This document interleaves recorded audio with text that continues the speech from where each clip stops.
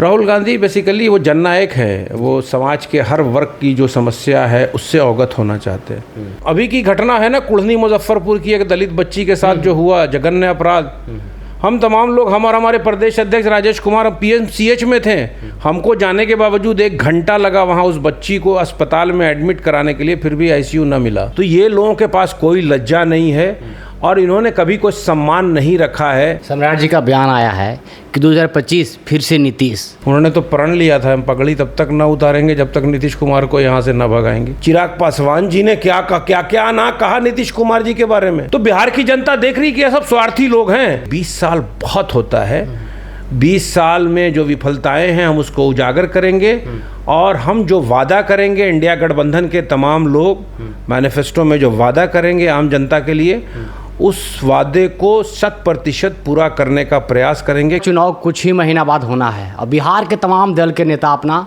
तैयारी में लग चुके हैं। ऐसे में 2 दिन पहले राहुल गांधी जी बिहार के दौरा पर आए थे और महागठबंधन की यानी 2025 में सरकार बनाने का वादा भी किए। अभी हमारे साथ कांग्रेस के वरिष्ठ नेता उमैर खान जी हैं, इनसे तमाम मुद्दा पर बातचीत करने का प्रयास करेंगे।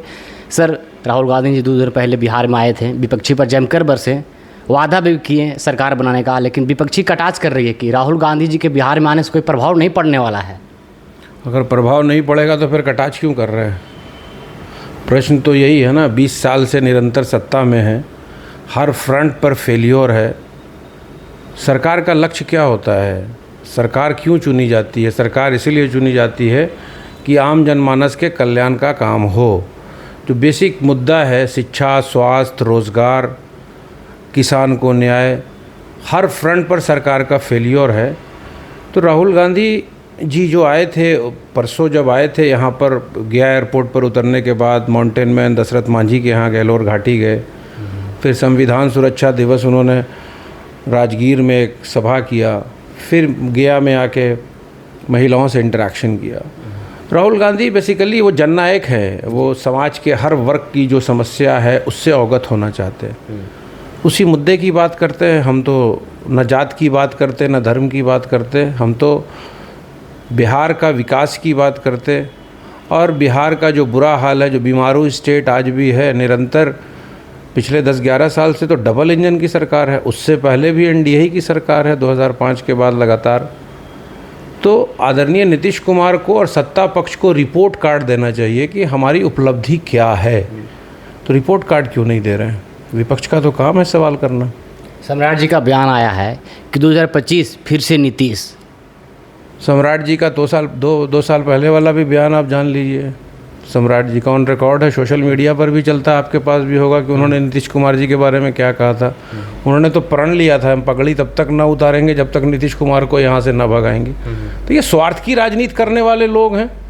अपने स्वार्थ में जनहित के ऊपर जितना अत्याचार हो, अभी की घटना है ना कुढ़नी मुजफ्फरपुर की एक दलित बच्ची के साथ जो हुआ जघन्य अपराध, हम तमाम लोग हमारे प्रदेश अध्यक्ष राजेश कुमार PMCH में थे, हमको जाने के बावजूद 1 घंटा लगा वहाँ उस बच्ची को अस्पताल में एडमिट कराने के लिए, फिर भी ICU न मिला। तो सरकार से सवाल ये है कि गरीब को जीने का अधिकार बिहार में नहीं है। सरकार तो आम नागरिक के टैक्स से चलती है ना। ये जो नेताओं का ऐश मौज हो रहा है और करप्शन जो चरम सीमा पर है, तो आम नागरिक हर चीज़ पर टैक्स है। और नरेंद्र मोदी की सरकार ने तो कफन पर भी टैक्स लगा दिया। तो ये सारे मुद्दे हैं और समाज के हर वर्ग से ये आवाज़ आ रही है कि नहीं, हम जननायक राहुल गांधी जी के साथ ईमानदारी से खड़े हैं, क्योंकि वो संविधान को बचाने की और लोकतंत्र को बचाने की लड़ाई निरंतर लड़ रहे हैं। और इंडिया गठबंधन के तमाम अलायंस पार्टनर जो हैं, हम मुद्दे की राजनीति करेंगे, जो वादा करेंगे उसको निभाने की बात करेंगे। कई वादा भी राहुल गांधी जी ने 2500 महिलाएं के लेकर भी। देखिए, हम जो वादा करते हैं उसको पूरा करते। हमने वादा किया मैया सम्मान योजना का, गठबंधन की सरकार है, झारखंड में मिल रहा है। कर्नाटक में हमने जो वादा किया वो सब पूरा कर रहे हैं। हम तेलंगाना में जो वादा किया उसको पूरा कर रहे हैं। हम जो कहते हैं वो करते हैं, मगर जो सत्ता में है वो जो कहते हैं उसके जस्ट विपरीत करते हैं। उसका एक उदाहरण दें, 15 लाख हर गरीब के खाते में, 2 करोड़ बेरोजगार को रोजगार देंगे हर साल। 45 साल में सबसे ज़्यादा बेरोजगारी, और बिहार का तो हाल ही मत पूछिए, बिहार के बच्चे, हम जब यात्रा में थे राहुल गांधी के साथ, भारत जोड़ो यात्रा में, तो हम कन्याकुमारी से कश्मीर पैदल चले तो हर स्टेट में बिहार के लोग मिले। बिहार के लोगों ने पूरे भारत का निर्माण किया, मगर स्वार्थ की राजनीति करने वाले लोगों ने बिहार का निर्माण नहीं किया। चंद लोगों के लिए योजनाएं बनी, बालू माफिया धनी मनी हो गए, दारू माफिया भी बिहार में बहुत धनी मनी है, और जो ठेके होते हैं सरकार के, उसमें जो उस पार्टी से एफिलिएटेड लोग हैं वही धनी मनी हो रहे हैं। आम जनमानस के लिए कोई कल्याण का काम तो हुआ नहीं। तो मुद्दे बहुत सारे हैं, सरकार की विफलताएं हर फ्रंट पर हैं, और मुझे लगता है कि 20 साल बहुत होता है। 20 साल में जो विफलताएं हैं हम उसको उजागर करेंगे, और हम जो वादा करेंगे, इंडिया गठबंधन के तमाम लोग मैनिफेस्टो में जो वादा करेंगे आम जनता के लिए, उस वादे को 100% पूरा करने का प्रयास करेंगे, क्योंकि हमारा ट्रैक रिकॉर्ड वही रहा है। तो बिहार की जनता इस चीज़ को देख रही है, और मुझे इस बात का पूरा विश्वास है कि 2025 में इंडिया गठबंधन को पूर्ण बहुमत, इंडिया गठबंधन की पूर्ण बहुमत की सरकार बनेगी, और बिहार का फिर से निर्माण होगा, समाज के हर वर्ग को न्याय मिलेगा। सर, आप ही के जाति से सोफिया कुरैशी भी आते हैं। अभद्र शब्द का टिप्पणी किया विजय शाह मंत्री हैं जो बीजेपी का, कि सोफिया कुरैशी पाकिस्तानों के आतंकवादी का बहन माने जाते हैं। देखिए, हम आपको एक बात बताएं, हम जो लोग हैं ना, हम जो संविधान की प्रस्तावना है उसके मानने वाले लोग हैं, वो प्रस्तावना शुरू होती है we the people of India, हम भारत के लोग। उसके बाद हमारी आस्था है, हम किसी धर्म के मानने वाले, आप किसी धर्म के मानने वाले, मगर सबसे पहले हम भारतीय हैं। मगर आप सोचिए कि प्रधानमंत्री खामोश है कि कर्नल सोफिया कुरैशी के बारे में जिस तरह की शब्दावली का प्रयोग मध्य प्रदेश के मंत्री ने किया, उसके ऊपर कोई कार्रवाई नहीं हुई। तो कानून का पैरामीटर अलग है।